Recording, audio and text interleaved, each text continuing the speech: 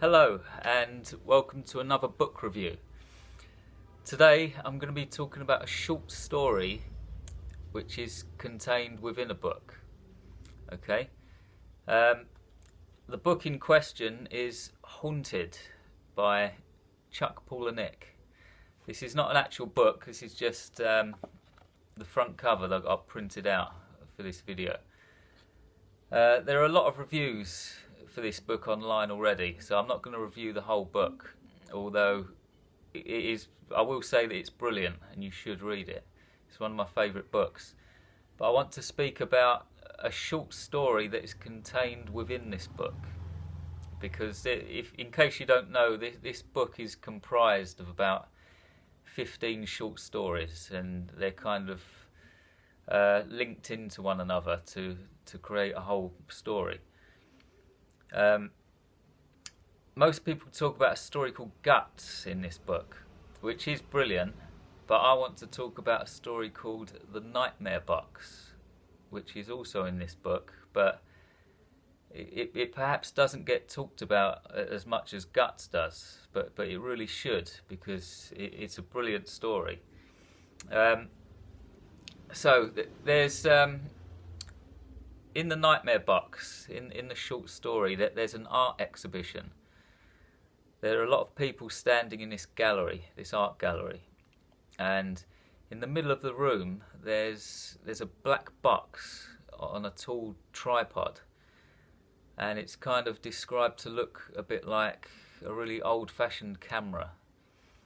It's like a black lacquered box with brass handles and brass fittings, and there's an eyepiece that you can look into as well, and this box is constantly ticking. There's a ticking noise in the box like a clock, and this ticking could go on for 6 months or a year or even 2 years, or it could go on for 5 minutes or an hour. When the ticking stops, you can actually look into the box and press a brass button on the side, and the box will flash, and you'll see something inside the box. Okay, you never get to find out what it is, but you do get to see what happens to people after they see it. Okay. So the box, it came from a charity shop across the road from the art gallery. Nobody knows how it got into the charity shop, but it just appeared in this charity shop. And the charity shop owner, an old man, was he was in his shop one day, and the box stopped ticking. And so he looked into the box, and then about 2 or 3 days later he hung himself. And the charity shop owner's son also looked into the box. The charity shop owner's son was like a lively, happy 18-year-old. He's described as an aspiring lawyer on his way to law school. All of these goals and ambitions ahead of him. And he looks into the Nightmare Box, and just like that, he completely loses all aspirations and just loses his will to live. And he just sits out on the curb, out on the road, just staring up at the sky with a kind of gormless expression. He just doesn't care about anything. He sits in his filthy room with like cockroaches crawling in and out of his shirt and flies buzzing around his head, and it's all because he looked into this Nightmare Box.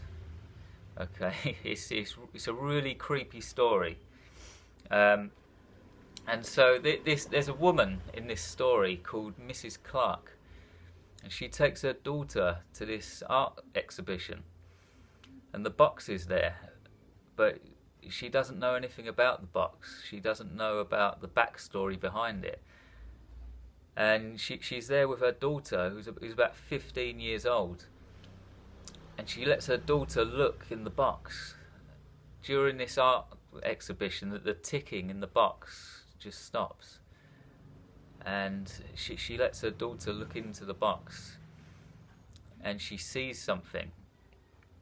And of course, like the others who looked into the box, she just loses the will to live, and she goes missing. She runs away. But it's possibly the creepiest horror story I have ever read. It's had a profound effect on me, and I want to read a little excerpt from the story here, because the way that this box is described is especially powerful. Okay, so this is Miss Clark speaking in the story. So, the way the nightmare box works, she says, is because the front is angled out on one side. It forces you to put your left eye against the peephole.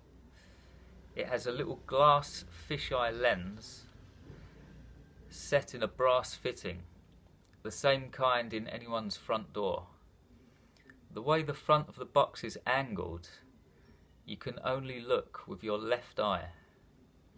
This way, Mrs. Clark says, what you see you have to perceive with your right brain. Whatever you see inside, it's the intuitive, emotional, instinctual side of you, the right brain part, that has to witness it.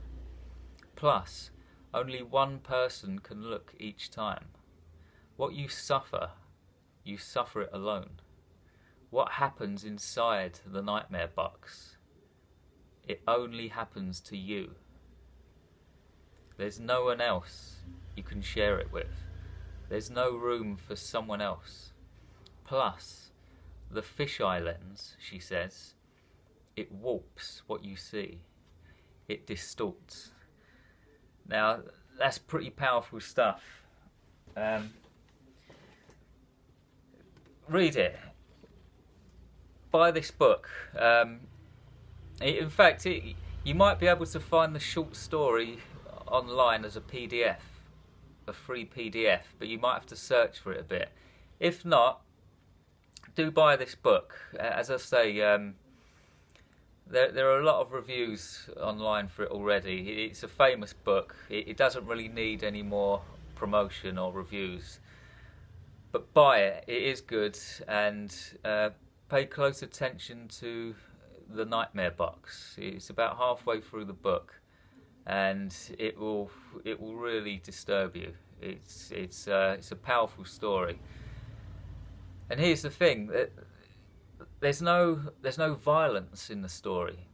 There's no blood or guts, or nobody gets stabbed or beaten up. There's no blood or gore or anything like that. But it doesn't need it. It's really creepy and really disturbing without any of that stuff. Just the idea of this box alone is it's enough. It really creeps you out. Okay, so there it is, the nightmare box. Check it out. Thanks for watching, and if you want to see any more of my content or some of my artwork or books, visit jamesflynn.org, and keep an eye out for more videos, more book reviews. Thanks for watching. Goodbye.